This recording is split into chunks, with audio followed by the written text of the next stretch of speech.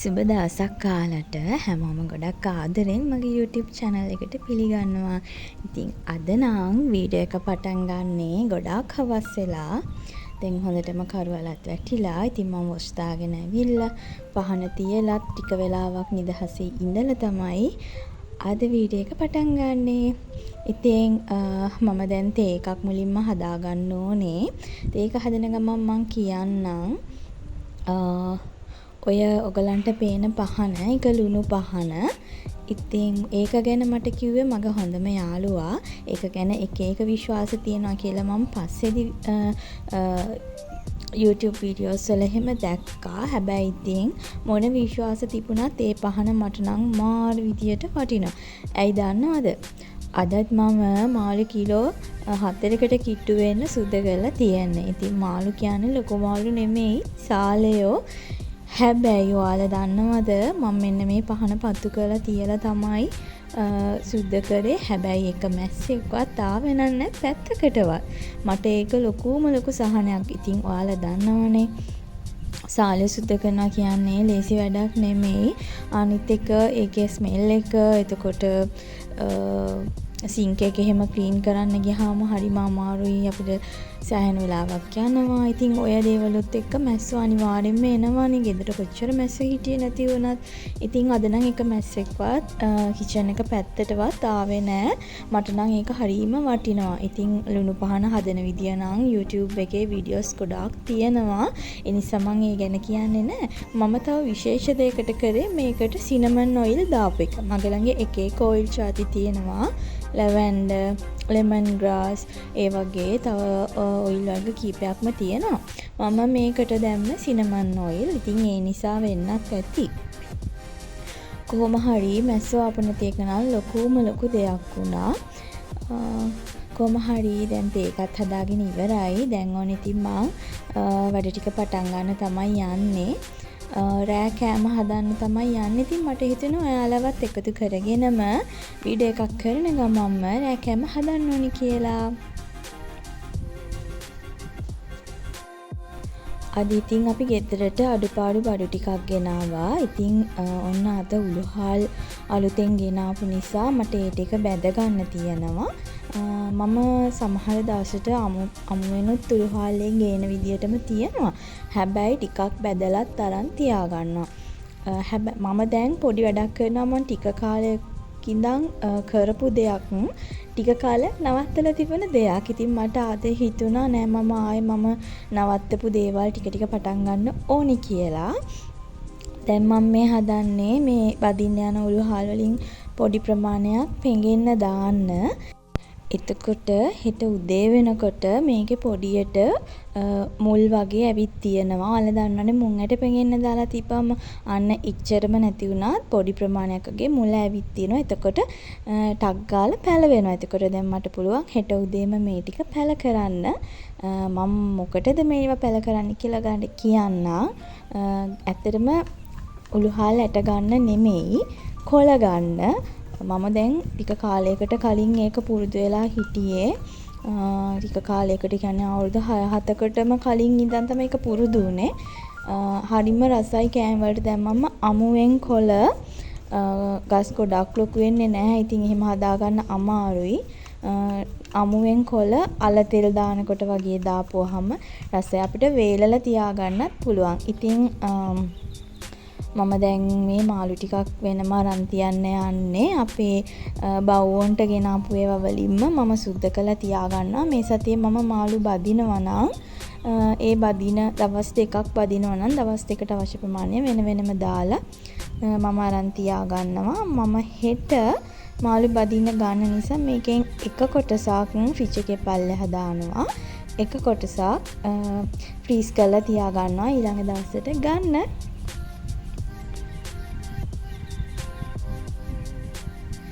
ඉතින් මම මාළු ටික ෆ්‍රිජ් එකට දාලා දැන් මේ ලෑස්ති වෙන්නේ රෑ කෑම හදන්න අවශ්‍ය දේවල් ලං කරගන්න. මේ ඔයාලා දකින්න විදියට මම හැම දෙයක්ම මේ වගේ බොක්සස් වල දාලා තියෙනවා. මේ හැම බොක්ස් එකක්ම ෆ්‍රීසර් සේෆ් ඒ වගේම මයික්‍රෝවේව් දාන්නත් පුළුවන් ප්ලාස්ටික් වුණාට.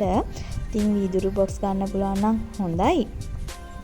ඉතින් ওই විදියට කල් තියාගන්න පුළුවන් සමහර එළවලු මම කරන්නේ සතියේ ඊළඟ දවස් ටිකට අවශ්‍ය විදියට ඒකට අවශ්‍ය කරන ලූණු, අමු මිරිස්සේ හැම දෙයක්ම දාලා අරන් තියන එක. ඉතින් මම ඔයගලන්ට පෙන්නන්නම් මම පරිප්පුත් ඒ විදියට කරලා තියෙනවා කලින් දවසේ. හෙට පරිප්පු වෙනවා නම් කලින් දවසේ. ඉතින් ඒක හරීම ලේසි, විනාඩි 20ක්වත් යන්නේ නැහැ උදේට උයා ගන්න. එතකොට මම මෙන්න මේ පාස්තා එක ගත්තා කීල්ස් එකේ තිබිලා. මම ඉතින් දැක්කලා තියෙනවා මේක තියෙනවා. මට අරගෙන හදන්න හිතිලා නෑ කවදාවත්. ඉතින් අද බඩු ගන්නකොට මට හිතුණා ගන්න ඕනේ කියලා. ඉතින් ඒක තමයි අද රැට හදන්න යන්නේ. දැන් මම පාස්තා එක තැම්බෙන්න තියලා ඒකට අවශ්‍ය කරන දේවලුයි. එතකොට හෙට උයන්න අවශ්‍ය දේවල් සහ ඊළඟ දවස් කීපයට අවශ්‍ය දේවලුත් ලෑස්ති කරලා තියෙනවා. මට ලේසියෙන්ම ගන්න පුළුවන් විදියට. ඉතින් ඒ ටිකත් මම මේ වෙලාවෙදිම කරනවා. මොකද අදනේ බඩු ගෙනාවේ. එතකොට බඩු ගේන දවසටම මම මේ දේවල් ලෑස්ති කරලා තියෙනවා. එතකොට හරිම ලේසි.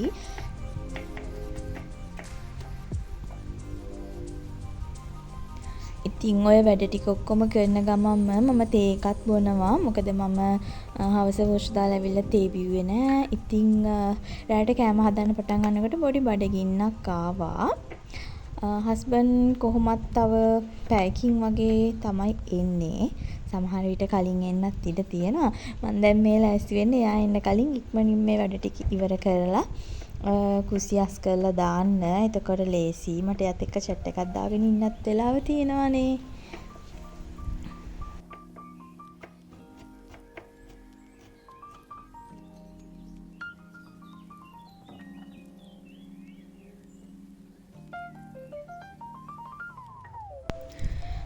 ඉතින් ඒ ටික කරන අතරේදී පාස්තා ටිකත් තැම්බිලා තියෙන්නේ. මේක ගොඩක්ම මම හදන්න යන විදියට දිගෑරෙන්නේ නැතුව තම්බ ගන්න පුළුවන් නම් හොඳයි. ඉතින් මම තම්බනකොට සමහර ඒවා නම් දිගෑරුණා. බලමු අපි කොහොමද එන්නේ කියලා. මම පාස්තා පැකට් එකම තම්බ ගත්තට පැකට් එකම පාවිච්චි කරන්නේ නැහැ. මම කොටසක් අරන් තියෙනවා. මොකද අපි දෙන්නට වැඩි මේ පැකට් එකම. ඉතින් මේක හදන විදිය නම් ඉතින් ඔයාලට කියන්න ඕනේ නෑනේ. ෆිලිං එකක් දාලා එහෙම තමයිනේ හදන්නේ.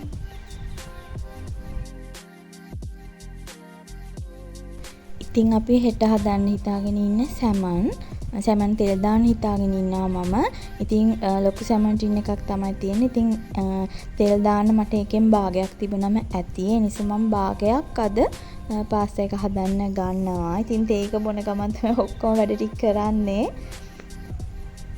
හරි. ඉතින් අවශ්‍ය කරන දේවල් ඔක්කොම ලෑස්ති කරගෙන ඉවරයි. මම අද වයිට් සෝස් එකකුත් හදා ගන්නවා. ඒකට අවශ්‍ය දේවලුයි හැමදේම හෙට උයන දේවල්, සැමන් තෙල් දාන්න අවශ්‍ය දේවල්, ඒ හැම දෙයක්ම ලෑස්ති කරගෙන තියෙන්නේ. ඉතින් බොක්ස් එකකට දා තියෙන ඒවා ෆ්‍රිජ් එකට දානවා. පරිප්පු එක මම වළඳටම දාලා තියෙනවා. මොකද උදේ දැන් රෑ වෙලානේ. උදේම උයන්න ගන්න නිසා. ඉතින් ඔයාලට කැමති නම් බොක්ස් එකකම දාලා තියලා උදේට ගන්න පුළුවන්. ඉතින් මම දැන් බොක්ස් එකක දාතුත් වැඩ දෙකක් වෙනවා සහ මට ෆ්‍රිජ් එකේ ඉඩ තියෙනවා. ඒ නිසා මම ඔක්කොම 3-5 දේවල් දාලා වතුර ටිකකුත් දාලා වළඳ පිටින්ම ෆ්‍රිජ් එකේ දානවා. මොකද දැන් වතුර ටිකකුත් දාලා තියන්නේ. එතකොට උදේට උයා ගන්න විනාඩි 2ක්වත් යන්නේ නැහැ. පරිප්පු එක ටක් ගාලා තැමෙනවා. ලුණු දාන්නේ නැහැ. ඉතින් ඔයාලා දන්නවනේ. පස්සේ තමයි ලුණු දාන්නේ. වතුර ටිකක් දාලා තිබ්බම හොඳට පරිප්පු එක පෙඟෙනවා. එතකොට උදේට විනාඩි 2ක්වත් යන්නේ නැහැ උයා ගන්න. ඉතින් එතකොට හරිම ලේසි. ඉතින් මම මේ වැඩේ නම් ගොඩාක් දුරට කරනවා. මම සාමාන්‍යයෙන් කොහොමත් කලින් දවසේ ලෑස්ති කරලා තියෙන යන්න අවශ්‍ය දේවල්. ඉතින් සමහර එළවලු තියෙනවා කැරට් වගේ එළවලු කපලා තිබ්බහම ඕන තිබ්බත් කොච්චර තරම් කාලයකට තියාගන්න පුළුවන්. කොච්චර තරම් කියන්නේ සතියකට දෙකකට වඩා තියාගන්න පුළුවන්. ඉතින් ඒ වගේ එළවලු තියෙනකොට මම ඒවා කපලම තියාගන්නවා. මේ සතියකට පස්සේ උයන්නේ වුණත් හරි මම කපලම තියාගන්නවා. ඒක හරීම ලේසි. ඉතින් දැන් බැදලා තිබ්බ උළුහල් එකත් නිමිලා මම මේක ඉක්මනින්ම බෝතලයකට දාලා තියෙනවා. එතකොට ලේසි මට අස් කරගන්න. එතකොට මේ පෑන් එකත් මට හොදලා අරන් තියන්න පුළුවන්. එතකොට උයල ඉවර වෙනකොට සිංක් එකේ වලං ගොඩක් පිරීලා තියෙන්නේ නැහැ. ඉතින් මම ගොඩාක් වෙලාට කරන දෙයක් ඒක. ඉතින් සමහර දවස්වලට ওই දේ මගේ අතින් මිස් වෙනවා. එතකොට මටම තේරෙනවා කොච්චර අපහසුද කියන එක. මොකද නිදා ගන්න යන්න කලින් කිචන් එකට එනකොට සිංක් එකේ අර උයන්න ගත දේවල් පිරීලා. ඒ කියන්නේ මම ඒ වෙලාවෙම හොදන්න නැතුව ඒ වෙලාවට තියලා වැඩි ටික කරගන්නවා. ඊට පස්සේ ඉතින් කෑම කාලා ඔක්කොම කරලා පිඟන් ටිකත් එක්කම හොදනවා කියලා තියෙනවා. ඉතින් එහෙම දවස් තියෙනවා. ඒක හරීම අපහසුයි. ඉතින් ඒ නිසා මම පුළුවන් තරම් try කරනවා ඒ විදියට කරන්න පුළුවන් තරම් කියන්නේ මම ගොඩාක් කරලා එහෙම තමයි කරන්නේ. මොකද මමමනේ නැත්නම් අපහසුතාවයටපත් වෙන්නේ. ඉතින් ඒක හරිම ලේසි. දැන් මම පාස්තා එකේ ෆිලිං එක තමයි මේ හදන්නේ. සුදු ලූණු, කරපිංචාමු මිරිස් මම නයි මිරිස් කල්ලක් දානවා. ඒක හරිම රසයි දාපුවාම. දාලා ඒ ටික බැදීගෙන එනකොට රන්වන් පාට වෙගෙන එනකොට තමයි තක්කාලි දාන්නේ.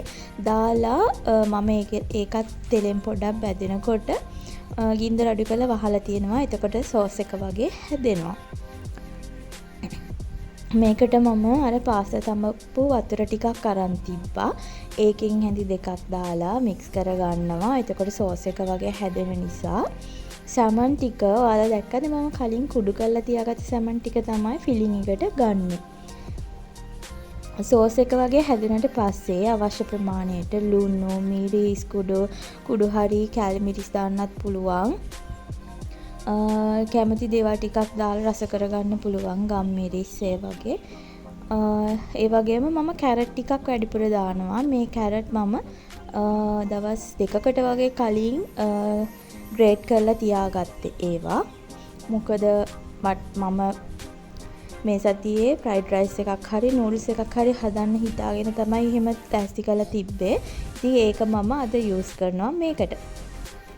කැරට් ටික දාන්නේ අන්තිමට ලිප ඔෆ් කරන්න ඕන මෙන්න තියෙද්දි කැරට් ටික තැම්බෙන්නේ නැති වෙන්න මම ටක් කාලා ගන්නවා. දැන් මේ හදන්නේ white sauce එක. ඉතින් white sauce හදන්න හැමෝම දන්නවනේ YouTube එකේ ඕන තරම් රෙසිපි තියෙනවා.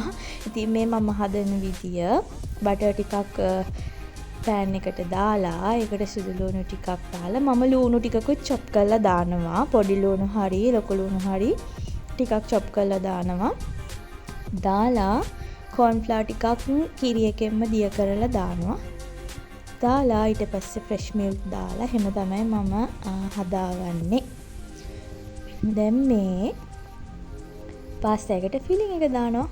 මේ ෆිලිං එක පුදුම තරම් රසට ආවා. මමයි හස්බන්ඩ්යි දෙන්නම සැමන් කන්න ගොඩාක් ආසයි. හරිද? මොන විදියට හැදුවත් හරිම ආසයි සැමන් කන්න. හැබැයි අපි නිතර ගේන්නේ නෑ.